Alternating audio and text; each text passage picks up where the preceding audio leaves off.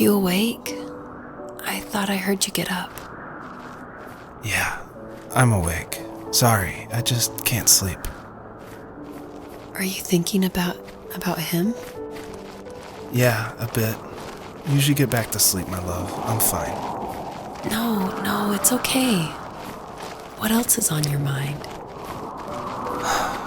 I don't know. It seems weird, but I had one of the most vivid dreams of my life. I saw a fox on a snowy mountain, just looking confused and worried. Those eyes. I can't get those eyes out of my head.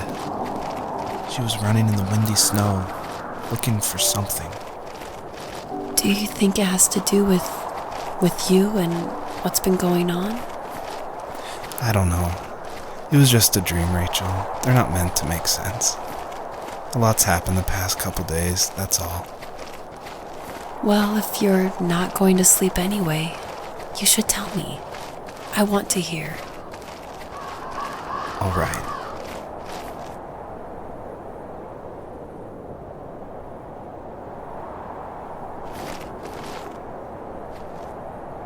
So, not far from her home, she followed that path to something unexpected.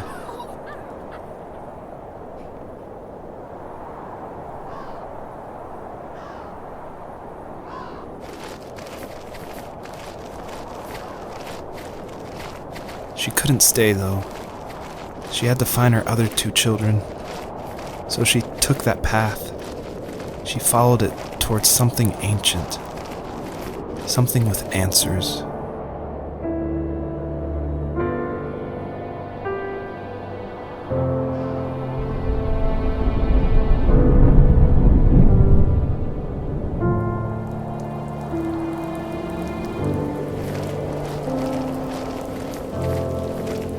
The fox looked high and low, searching for any sign of her cubs. Points of light showed the way to this ancient tree. It was as if each one had a story to tell, all their own. The land was trying to tell my story, too. I felt like I was right behind her the whole time.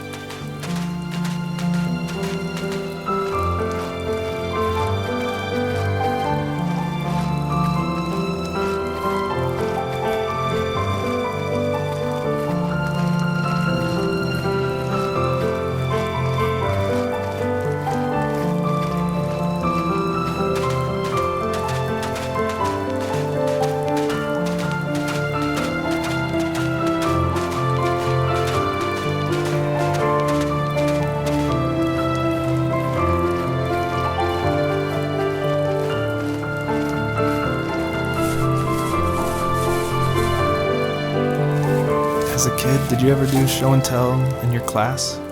Yeah, I think I only did it once, when I was in the 4th grade. You know how my life was around then. I wanted to show my class what helped pass the time and distracted me, so I brought a dozen paper cranes I had made. I think I told everyone how badly I wanted to be a bird and fly, embarrassingly enough. Don't be embarrassed. Every kid wants to fly. For me, it was another toy from my dad, a wooden boat. I remember guarding it so carefully in my hands as I walked into class. When I sat down, a group of boys immediately made fun of it. They asked which trash can I found it in, or why an ugly log was my favorite toy. When I got up, I didn't even want to tell them my dad had carved it. I said it was a joke gift my friend had given me. Kids can be so cruel. Some of them are. I shouldn't have let them get to me, but it did. It's amazing we bounced back at all.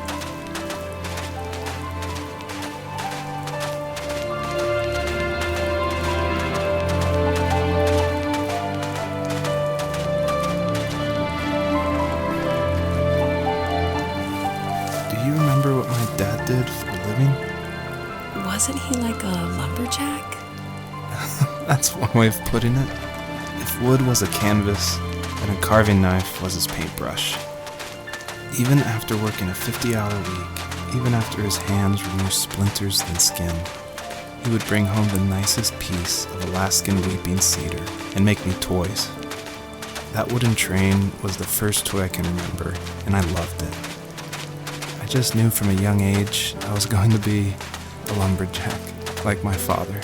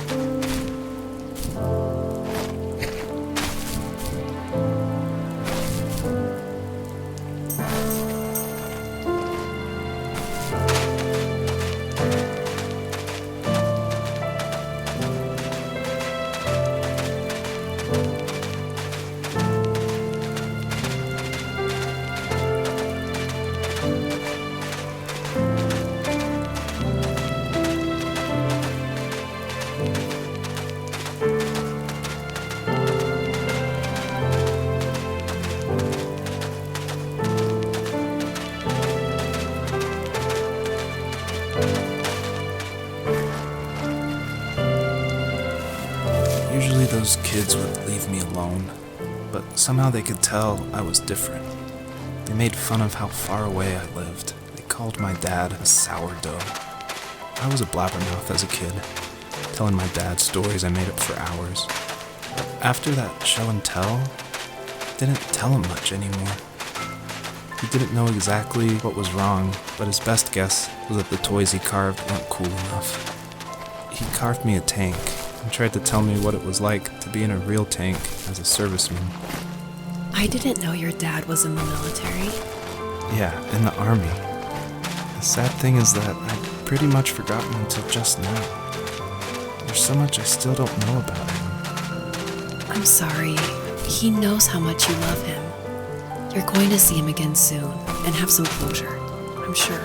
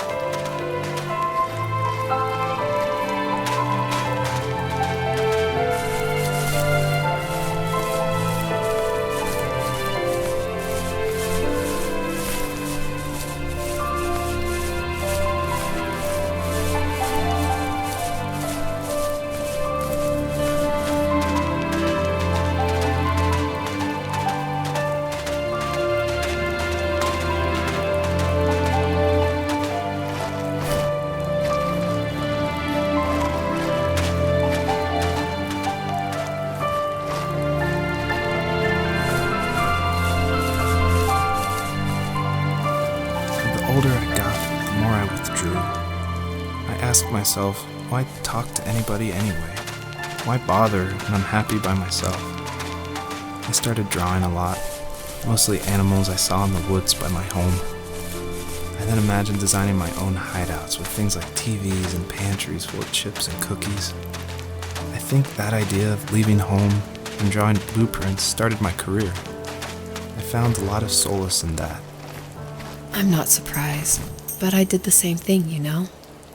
There's something special about having a place to call your own. And now look at us. Well, if you count renting in an overpriced city.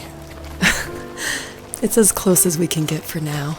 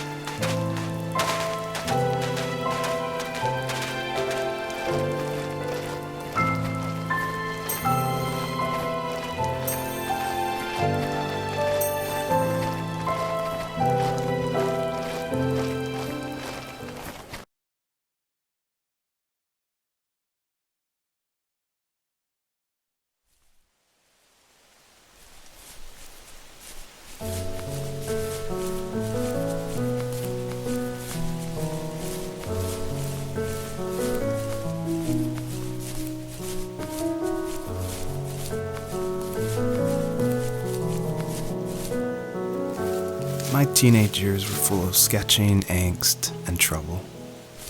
I wasn't popular or unpopular. Maybe just forgettable.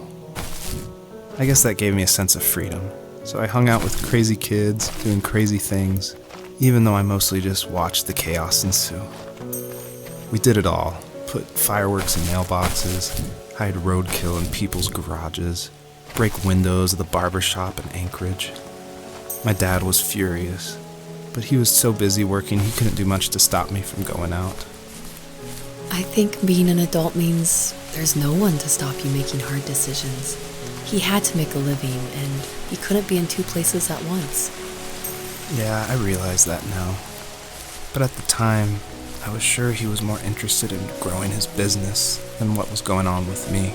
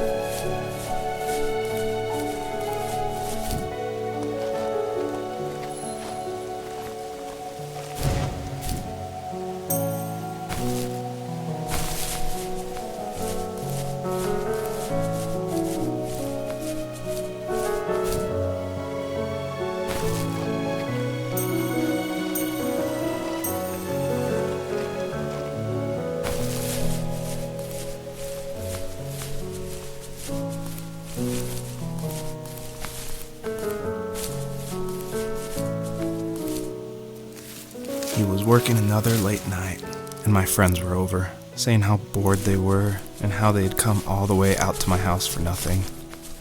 One of them mentioned how that old, ugly beyond belief truck was still in the garage, and how we should take it for a spin.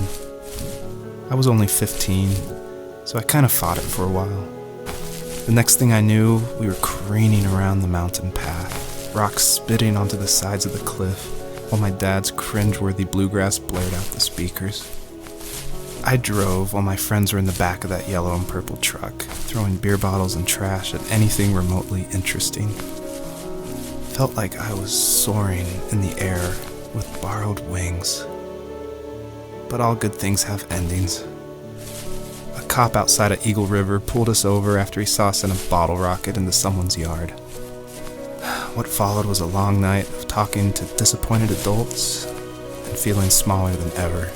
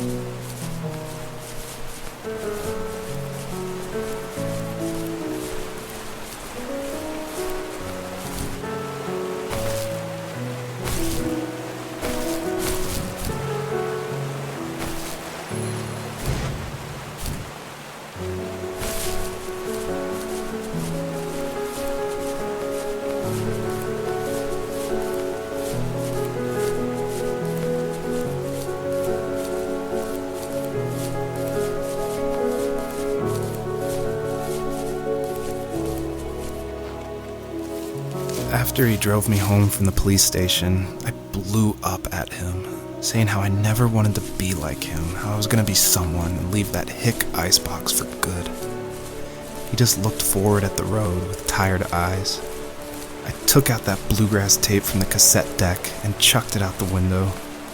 In my sage teenage wisdom, I thought I had proved the ultimate point. But my dad had a different idea.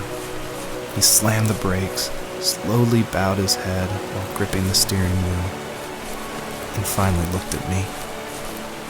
All he said, like it was a polite request, was, "Make this right." I sat there in silence, fuming, but I eventually got out and combed every square inch of the woods, muttering profanity after profanity. I found it 30 minutes later, near a small waterfall off the road. I went back to the truck, put the wet tape back in, and sure enough it worked. We didn't speak another word to each other the rest of the night. Wow, I knew you were a crazy teenager, but... It's hard to believe, isn't it? It surprises me too. It's like I didn't really know who that kid was back then. I bet my dad thought the same thing over and over.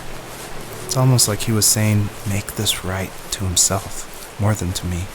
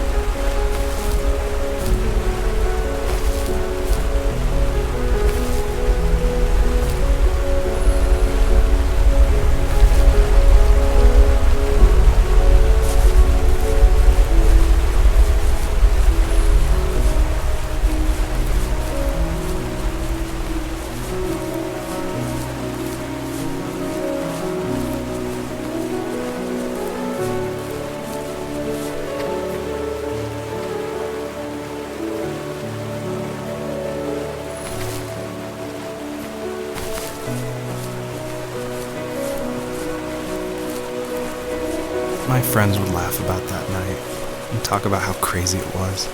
And I laughed along, pretending it didn't bother me. But it did. I imagined my friends growing old in the bush, unable to find that thrill in those godforsaken ice fields. It's like those mountains were a literal wall, keeping me from leaving, where all I would have to look forward to are lumber yards and evening beers. I had to climb over. That was my only goal for a long time.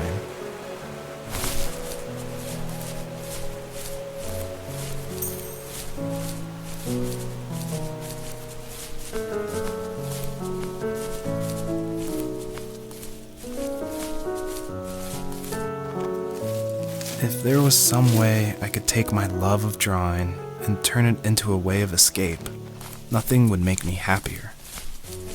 I wanted to create instead of tearing trees down. I wanted to move to the lower 48, not because I hated it there in Alaska, but I hated the idea of it. It's like all of that spite inside me had created this monster which followed me around my whole teenage years. I put so much energy into doing what others didn't expect of me. Why did I do that? There's one fact you're forgetting, though. If you didn't have that fire in you, we probably would have never met. You're absolutely right. Maybe the destination is all that matters in the end. But then why am I awake? Why am I seeing this fox go on her journey? And why can't I stop thinking about my dad?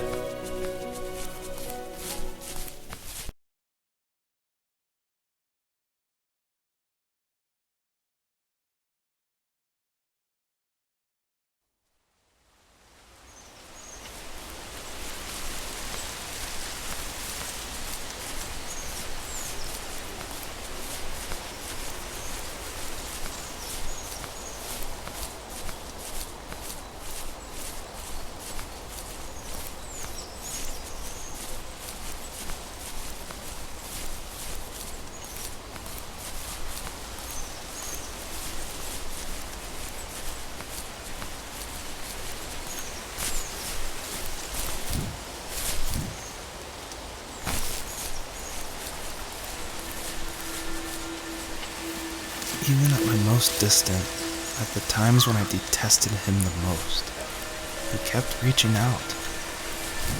For a year straight, he asked me every week when we were going camping. I thought he was just dense. Eventually, to shut him up, I agreed. We carried out the worn lawn chairs from the garage and set up a cinder block campfire at the site we'd always used behind the house. We walked down the mountain path, talking in the warm sunshine we only got a couple months of the year. Those 3 obsidian rocks shimmered alongside the shore, almost like sparklers pressed against a dark window.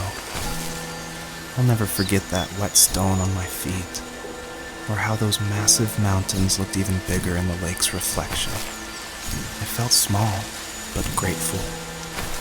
As the sun set, my dad found something I hadn't seen for a long time. The tree where I'd made my first carving when I was 6. I hadn't even carved it. My dad had helped me, but I still called it my tree. Something about seeing my name there made me open up, and we talked about everything that night in that old camouflage tent. I told him how much I loved sketching and design, and how it would be a dream to study architecture in Seattle. I told him how I didn't get along with my friends much anymore, but that I didn't mind being alone.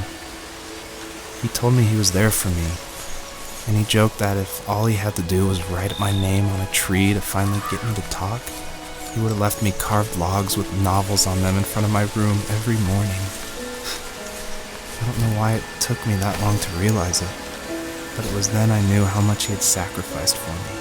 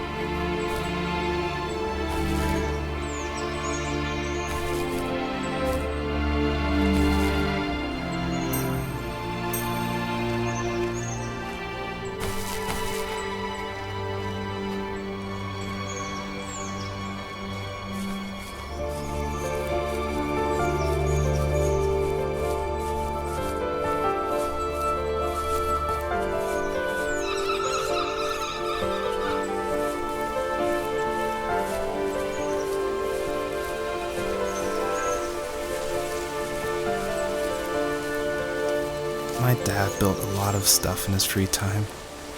If he wasn't watching fly fishing or reading Tom Clancy novels, he was carving something.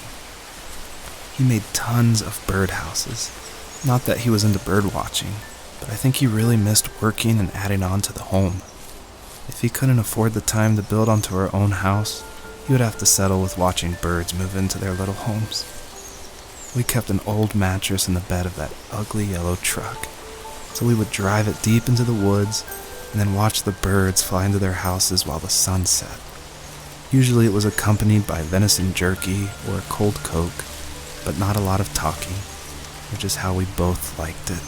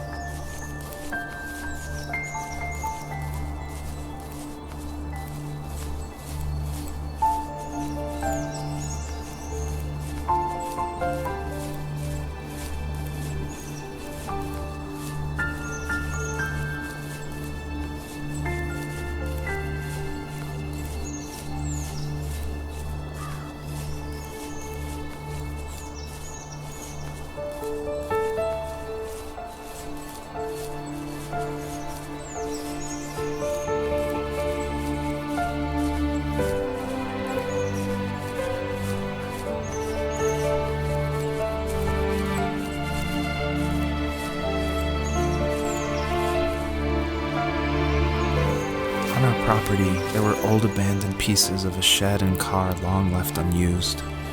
I used to ask him all the time who those people were that left all this junk, and I'm sure he got so tired of hearing it that he made up some elaborate stories how a brown bear ate them and haunted the woods afterwards. What's funny is I think it made those people seem more real. Growing up thinking they were still hanging out like they couldn't say goodbye. I used to tell my friends how I could swear I saw spirits move near the water, and that always freaked them out. I guess it didn't bother me, because the way I saw it, they were normal people with old cars and sheds, just trying to figure out how to survive and be happy in the middle of nowhere. It was a cool thought that they didn't want to leave, but I was a weird kid. Well, you had good company since those ghosts liked living in a place where they were brutally devoured.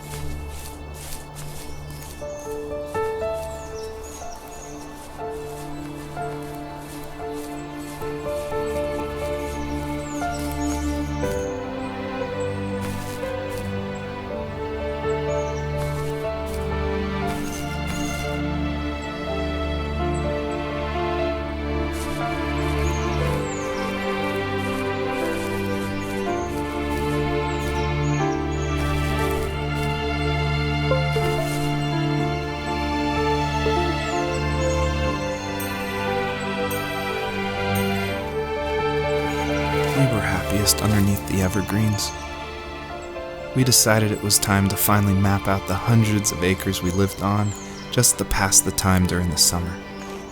He was only free in the evenings, so I would spend the day wasting time on dial-up internet and sketching, and then we would rush into the woods, pen and map in hand, before evening fell. Sometimes, the aurora borealis would cast a cold green glow on the mountainside, and we would finish our route underneath a twilight sky. Sometimes I was lonely during those summer days, but there was comfort in the routine. A lot of teenagers aren't looking for the daily grind, though. There's nothing wrong with wanting to get out, to leave your childhood home. You wanted to progress, to make something of yourself. Yeah, you're right. That house. I'm sure it's the same as how I left it. But then why does it feel so different? I doubt you're the only adult to have looked back and asked that question.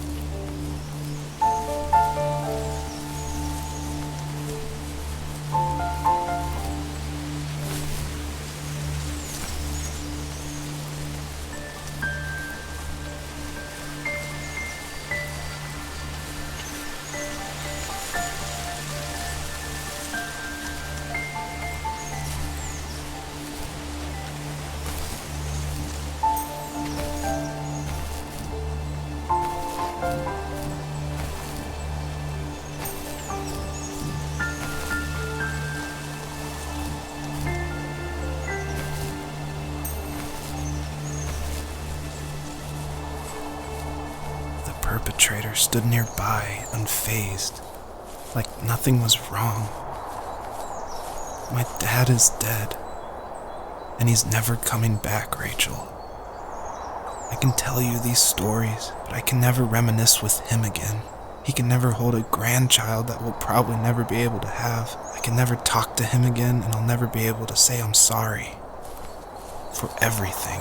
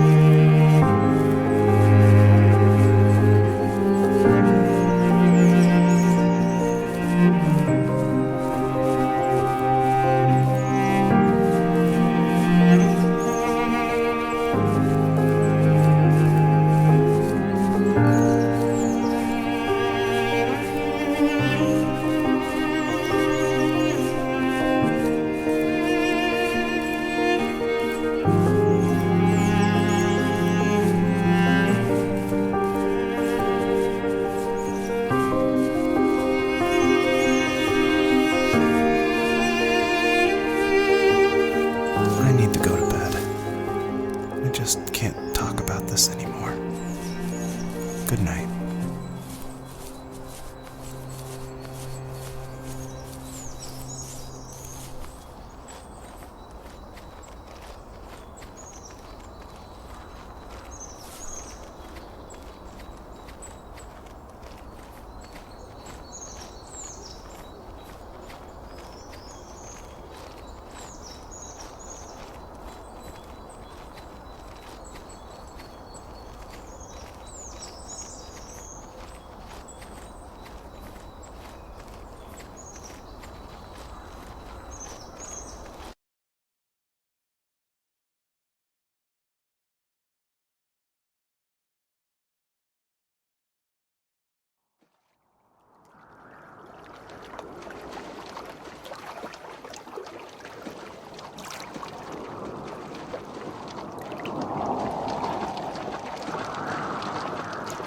Joseph, you can't go to sleep feeling like this. I'm sorry for everything, and I know you need space, but I'm here for you. You don't need to feel so lost. Joseph, have I ever told you what my mother was like?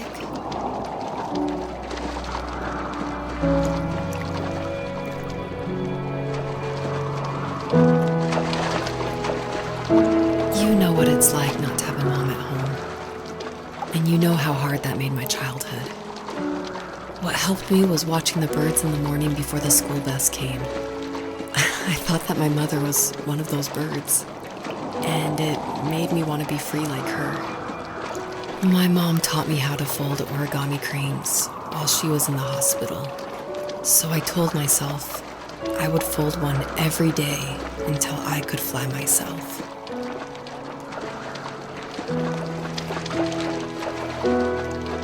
I think we both have always loved animals, and for me that love started with a dog.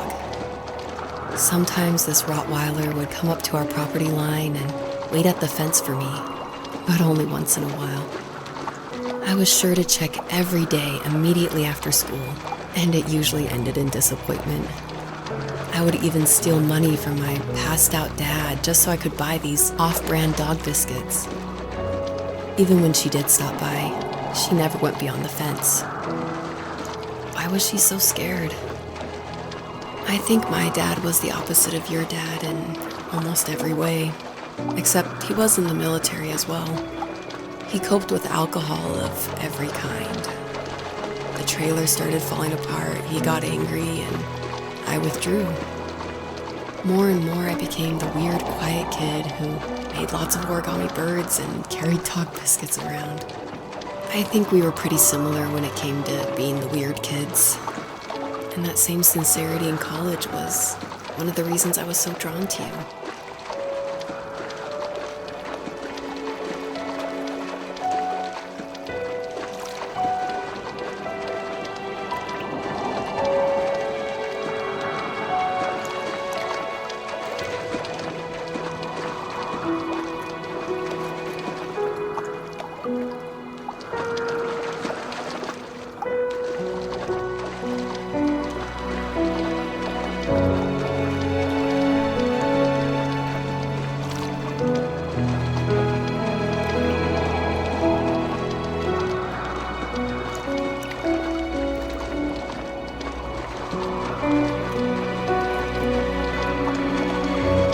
You have strength, Joseph, and you're not as alone as you think.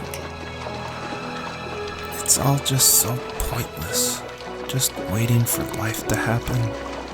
It's like having the home I always wanted is cursed out of my reach. The thought of being a parent myself, how could I do that when I couldn't even be a good son? I'm sorry, I know what you're saying. I just don't know how things will work out. These quiet hours will turn into years. We'll wonder which roads passed us by. Then we'll forge a new road together. Besides, I discovered for myself that one fateful morning where any hopeful road leads to. There may be thorns and mist, but it always leads to the same thing. And what's that? Family. I'm so glad that you're part of my family, Rachel. And I'm glad you're part of mine.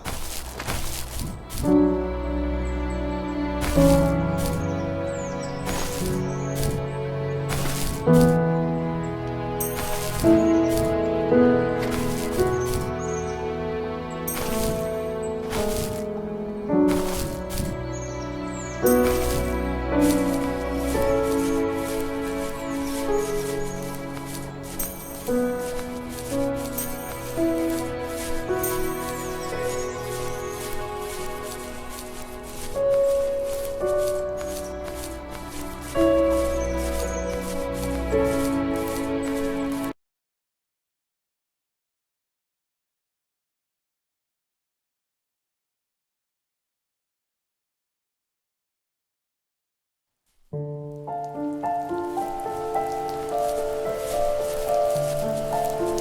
fox knew her last cub would be waiting for her at the first tree. She was almost there. The rain cascaded onto the jade valley where the entrance to the tree was. Life was protected there, because that's where life began. It was now only a mother and a daughter left. Items from my life still dotted the ground as she moved closer to her destination and destiny.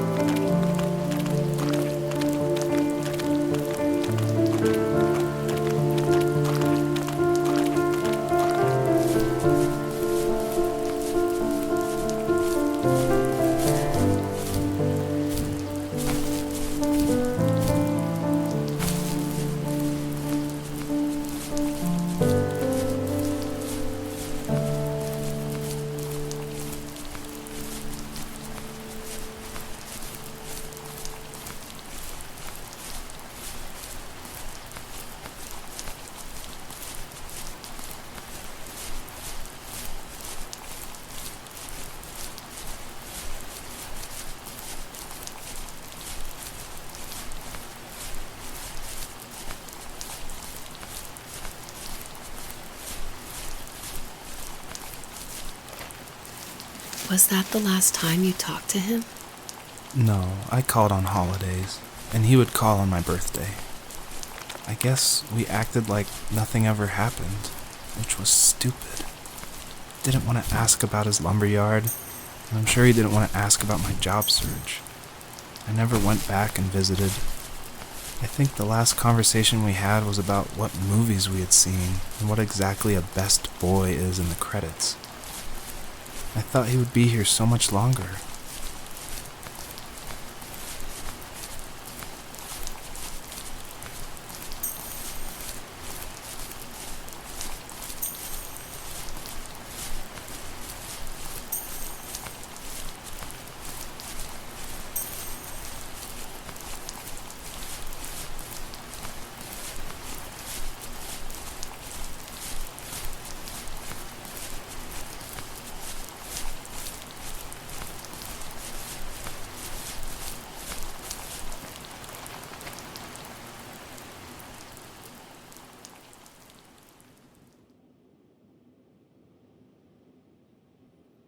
In the distance, the first tree illuminated the wasteland.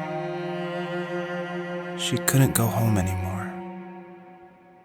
She did the only thing she was capable of: moving forward. My dad died alone in the middle of the wilderness. I should have been talking to him more. I should have done a lot of things differently. If the first tree on earth brought life with it, if it taught the birds to sing and fly and showed saplings how to grow, what could it do for us?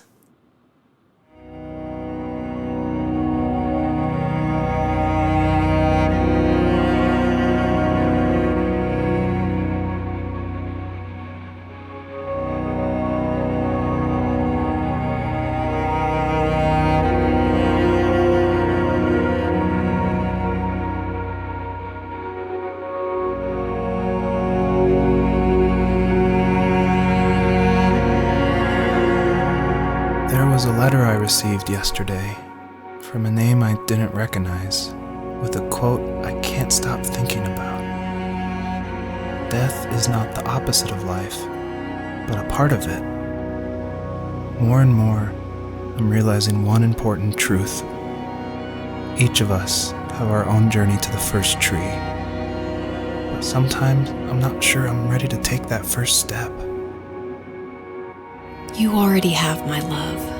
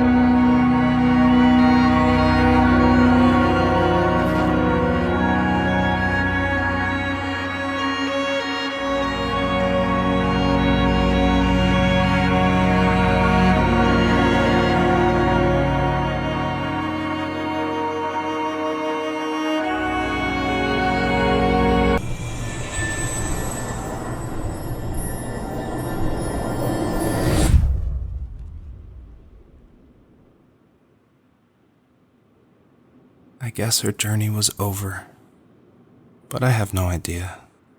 It was only a dream, a distraction from tomorrow. I don't think dreams normally bring back to memory so many important feelings. Maybe it was just a dream, but it was also a gift. Yeah, I suppose. But tomorrow we're getting on a plane to the last place on Earth I want to be. The only person that would have made the trip worth it is gone. You're going to see him and be with him one last time before you say goodbye. I have one last quote for you by Emerson, sealed in an imaginary letter from me to you. It is the secret of the world that all things subsist and do not die, but only retire a little from sight and afterward return again.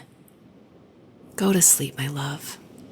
We have a big day tomorrow, but I'll be there with you every step of the way.